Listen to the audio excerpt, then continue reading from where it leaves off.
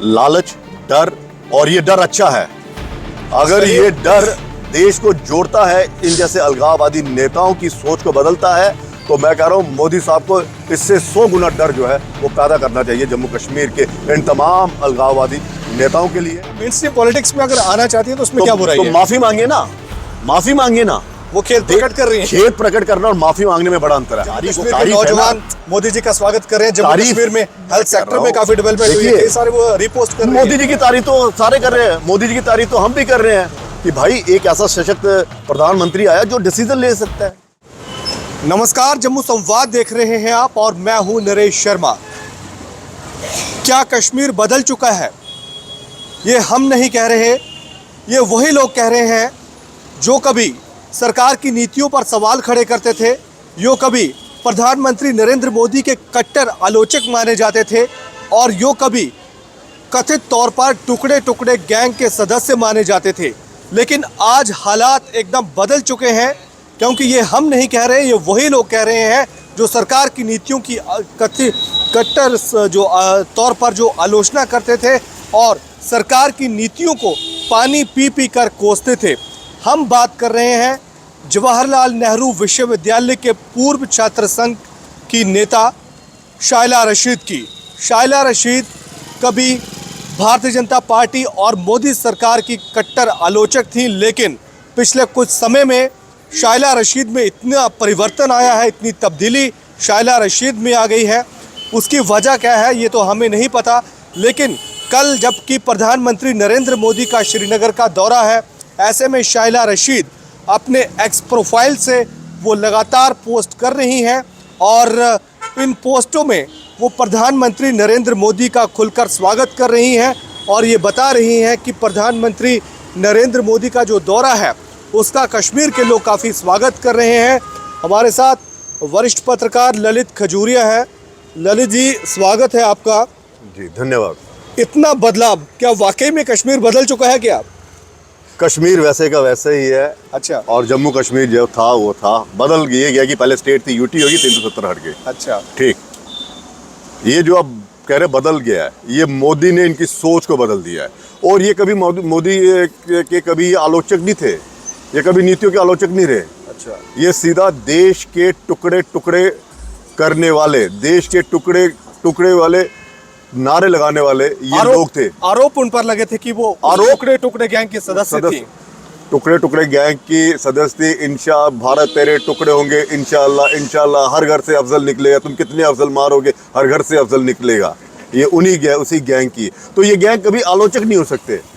आलोचनाएं जो होती हैं वो हम कभी भी प्रशंसा में बदल सकती हैं, लेकिन ये देश के गद्दार, देश के दुश्मन थे, देश को तोड़ने की बात करते थे। कितने अफजल मारोगे हर घर से अफजल निकलेगा, लेकिन उस तरह के नारे लगाते थे। आई क्यों? इतनी तब्दीली आ क्यों की? डंडे के जोर पे। अच्छा। ये जो मोदी साहब ने जो किया ना यहाँ पे बदलाव, खौफ, बिल्कुल बिल्कुल बिल्कुल। पहले प्रधानमंत्री और उनकी सरकारों का खौफ नहीं हुआ करता था देश में। अब देखिए पुराने सरकारों के दौरान क्या होता था, जिसका दिल करता था देश के खिलाफ बोलता था, जिसका मन करता था पाकिस्तान का झंडा लगाकर वहां से फरार हो जाता, जिसका मन करता पाकिस्तान जिंदाबाद का नारे लगा देता, जिसका मन करता था हड़ताल हो जाती थी, जिसका मन करता था ये कर देता था। लेकिन अब ये खौफ है इनका, और ये खौफ जो है वो बता रहा है कि अच्छे अच्छे बदल जाते हैं। शाइला रशीद ऐसी क्या थी, इसमें क्या वो बदल गई कुछ साल पहले। और सुनिए, इस बदलाव के पीछे ये मत सोचिए कि देश प्रेम जागा है, इस बदलाव के पीछे जागा है लालच। इस बदलाव के पीछे जागा है अपना भविष्य को संवारना।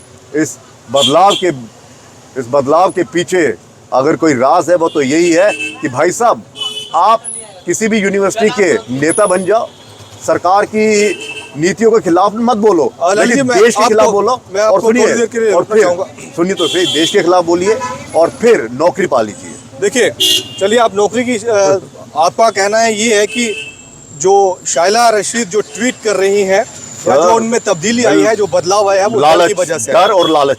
मैं उनका एक ट्वीट पढ़कर आपको सुना देता हूँ। कुछ देर पहले उन्होंने अपने एक्स पे पोस्ट किए शाइला रशीद, और उन्होंने लिखा है कि कल दरअसल मोदी, आपको बता दें कि 5,000 करोड़ रुपए की कुछ परियोजनाएं हैं, उनका उद्घाटन करेंगे, शिलान्यास करेंगे। और जो एक दरगाह है जो हजरत बल दरगाह है, काफ़ी पाक वो दरगाह मानी जाती है, एक श्राइन है कश्मीर में, काफ़ी प्रसिद्ध श्राइन है। और उसका जो डेवलपमेंट का इंटीग्रेटेड एक प्रोजेक्ट है, उसका भी प्रधानमंत्री नरेंद्र मोदी उद्घाटन कल करने जा रहे हैं। तो शाइला रशीद ने एक्स पर लिखा है कि कल इंशाअल्लाह पीएम मोदी श्रीनगर का दौरा करेंगे और श्रीनगर में सबसे प्रतिष्ठित मुस्लिम तीर्थ स्थलों में से एक हजरत दरगाह की जो इंटीग्रेटेड डेवलपमेंट परियोजना है उसका उद्घाटन करेंगे। जो लोग कश्मीर के इतिहास से वाकिफ़ हैं उन्हें इस घटना का महत्व पता होगा कि हम कहाँ पहुँचे हैं। हाँ, हम कहाँ पहुँचे हैं। और इसके साथ में उन्होंने सलाम मोदी जी भी लिखा हुआ है, सलाम मोदी जी। हाँ, सलाम मोदी जी तो बोलना ही है ना, क्योंकि मोदी जी ने ऐसे ऐसे इनके अरमानों पर पानी फेर दिया है। जो आज़ादी के नारे लगाते थे, जो कहते थे कि यहाँ पर तशद्दुद करती है भारत की सेना, बिल्कुल, और जो कहते थे कि हम यहाँ पर सेफ नहीं है, तो मोदी ने अच्छों की सोच जो है वो बदल दी है। और ये जो कह रहे हैं ना कि इससे कितना बदला, इसका महत्व सिर्फ देशभक्त राष्ट्रवाद लोग समझ सकते हैं, जो कश्मीर से मोहब्बत करते हैं वो समझ सकते हैं। उन्होंने ट्वीट किए थे कुछ साल पहले कि कश्मीर में जो सिक्योरिटी फोर्स है वो लोगों पर जुल्म ढाते हैं और लोगों को काफी मुश्किलों का सामना करना पड़ रहा है जो इंडियन सिक्योरिटी फोर्स है उसकी वजह से। बकायदा इनके ऊपर केस चलाने के लिए दिल्ली के एलजी से परमिशन भी मांगी गई। ये खबर हमने चलाई थी। अब यकायक आप कह रहे हैं ये बदलाव कैसे हुआ? देखिए, ये बदलाव शाइला रशीद ने 2023 में पिछले साल नवंबर में, मतलब कुछ महीने पहले, उन्होंने ANI जो रेप्यूटेड एक न्यूज़ एजेंसी है उसको एक इंटरव्यू दिया था। और उस इंटरव्यू में शाइला रशीद ने खुलकर सवालों के जवाब दिए थे। उन्होंने कहा था कि जब कोविड था और कोविड में जब लॉकडाउन लगा, कोविड में लॉकडाउन के दौरान उन्होंने सरकार के इस फैसले का समर्थन किया था कि सरकार ने अच्छा किया कि कोविड को फैलने से बचाने के लिए लॉकडाउन लगा दिया। और उनके सरकार से समर्थन करने के बाद जो लेफ्ट लिबरल लॉबी थी कथित तौर पर, उन्होंने शाइला रशीद का विरोध कर दिया और उन्हें ये धमकाने की कोशिश की कि आप सरकार का जो समर्थन है वो क्यों कर रही हैं। तो शाइला रशीद ने कहा कि उन पर दबाव कहीं ना कहीं ये था, ये बात उन्होंने स्वीकार की है। किसका दबाव था? वो कह रहे हैं कि जो लेफ्ट लिबरल के जो लोग थे, तो क्या जो टुकड़े टुकड़े गैंग के ये सदस्य बने थे तब भी कोई दबाव था इन पे? बिल्कुल बिल्कुल बिल्कुल। देखिए कई सारे सवाल खड़े होते हैं। सवाल यही है कि मोदी की जो नीति है, ये देश कितना तरक्की कर रहा है, कितना वो कर रहा है, वो एक अलग विषय है। बात यह है कि इन लोगों की सोच में बदलाव किस तरह से आया। अच्छा। इन लोगों की सोच में बदलाव इस तरह से आया कि जब आप एक IAS ऑफिसर को बिल्कुल उसके ऊपर PSA लगा देते हैं, शाइला रशीद उसे सलाखों के पीछे जब आप डाल देते हैं और गिरफ्तार कर लेते हैं, जब वो भारत छोड़कर विदेश में जा रहा होता है और भारत की बुराई करने के लिए, भारत के खिलाफ जब 370 शाह फैजल की बात कर रहा हूँ, मैं बोल तो रहा हूँ, शाह फैजल की बात कर रहा हूँ, मैं IAS ऑफिसर, उसके खिलाफ जब ये कार्रवाई हुई तो ये लोग डर गए। कभी रिजाइन दे दिया था उन्होंने, दे दिया था कि मैं अपनी पार्टी बनाऊंगा। मेरे ख्याल में जम्मू कश्मीर पीपल्स मूवमेंट इन्होंने पार्टी बनाई थी और ना जाने कितने करोड़ों का इन्होंने वहाँ से फंड इकट्ठा किया। उसका भी लोगों ने आरोप लगाया, इन लोगों ने जो इनके सदस्य थे, भाई साहब ये पैसा है कहाँ पे? और ये जो तारीफों के पुल बांधे, अब फिर से देखिए सरकारी सिस्टम में आ गए हैं, अब ब्यूरोक्रेट बन गए हैं। अब दो सवाल उठते हैं इस पे, शाइला रशीद की इस तारीफ पे। क्या कन्हैया कुमार को आप माफ़ करेंगे? अगर कन्हैया कुमार भी कह दे कि हाँ मोदी साहब बड़ा अच्छा काम कर रहे हैं, बेशक मैं कांग्रेस में हूँ, बेशक मैं उनकी आलोचना करता हूँ, लेकिन आप अच्छा काम कर रहे हैं, तो क्या कन्हैया कुमार के खिलाफ जितने चार्जेस है वापस ले लिए जाएंगे? क्या कन्हैया कुमार को माफ़ कर दिया जाएगा? क्या ये भूल जाएंगे कि कन्हैया कुमार ने ये कहा था कि भारत तेरे टुकड़े होंगे? चलिए कन्हैया कुमार नहीं, एक्टिव पॉलिटिक्स में वो आ गए। पॉलिटिक्स बात वो नहीं है। बात ये है कि अगर मोदी जी की तारीफ करने से सारे पाप धुल जाते हैं, तो मुझे लगता है यहाँ पे जितने भी वो हैं वो सब मोदी जी की तारीफ करें, उनकी नीतियों की तारीफ करें, और जितने भी इन पे आरोप है, ये जो राष्ट्र विरोधी लोग हैं, ये सब के सब सरकार मान लेगी कि इनके आने वाले समय में हम शाइला रशीद को क्या बीजेपी में देख सकते हैं क्या? बिल्कुल कोई भरोसा नहीं कि इसी में ऐसी कोई संभावना आपको उन्होंने कह रहे वो असिस्टेंट प्रोफेसर की एक पोस्ट निकली थी मेरे ख्याल में, शायद ऐसे एक पोस्ट निकली, उनके लिए इनका नाम टॉप पर आया था। अच्छा। और देखिए देश के खिलाफ आवाज बुलंद करने वाली, देश के टुकड़े टुकड़े करने वाली के बयान देने वाली टुकड़े टुकड़े गैंग की सदस्य आज वो यूनिवर्सिटी में जाके देशभक्ति का पाठ पढ़ा सकती है। देखिए, लेकिन माफी किस लिए मिली?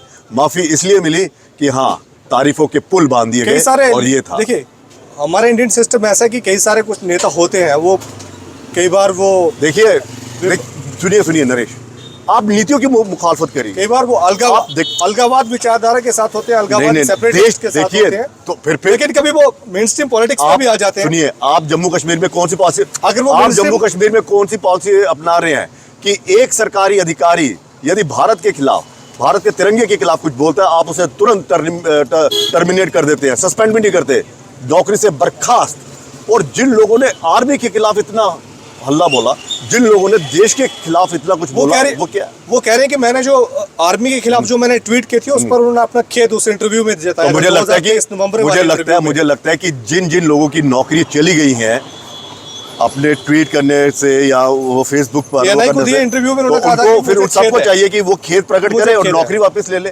देखिए, अगर वो मेन स्ट्रीम पॉलिटिक्स में अगर आना चाहती है तो उसमें क्या बुराई है? तो माफी मांगे ना, माफी मांगे ना।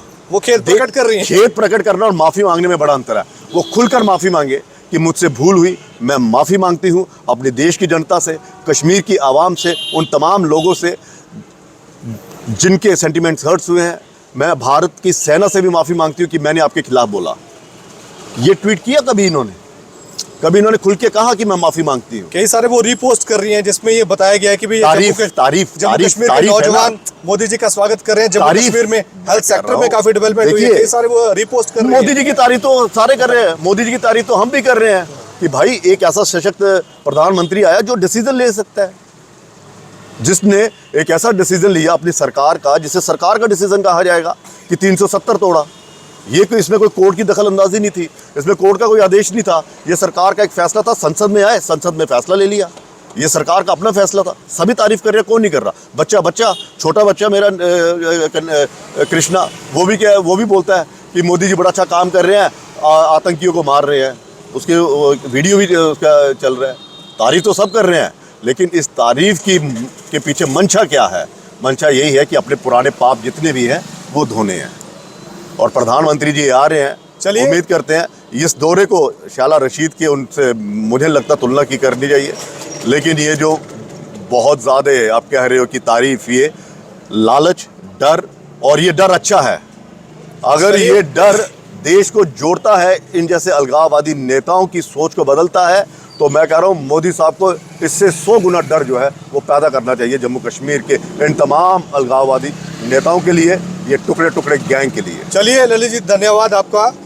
प्रधानमंत्री नरेंद्र मोदी कल श्रीनगर आ रहे हैं और वो एक्टिविस्ट, वो नेता अभी प्रधानमंत्री के दौरे का खुलकर स्वागत कर रहे हैं, जो कभी प्रधानमंत्री नरेंद्र मोदी के कट्टर आलोचक थे और जो कभी भारतीय सेना पर कथित तौर पर भारतीय सेना की वो मुखालफत करते थे, और आज वो खुलकर नरेंद्र मोदी की सरकार की नीतियों का समर्थन कर रहे हैं। हम बात कर रहे थे शायला रशीद की। शायला रशीद जो ट्वीट पे ट्वीट और रीपोस्ट की जा रही हैं प्रधानमंत्री नरेंद्र मोदी के समर्थन में, और ये देखना होगा कि क्या शायला रशीद भी कहीं आने वाले दिनों में भारतीय जनता पार्टी ज्वाइन तो नहीं कर लेती। फिलहाल इतना ही, धन्यवाद।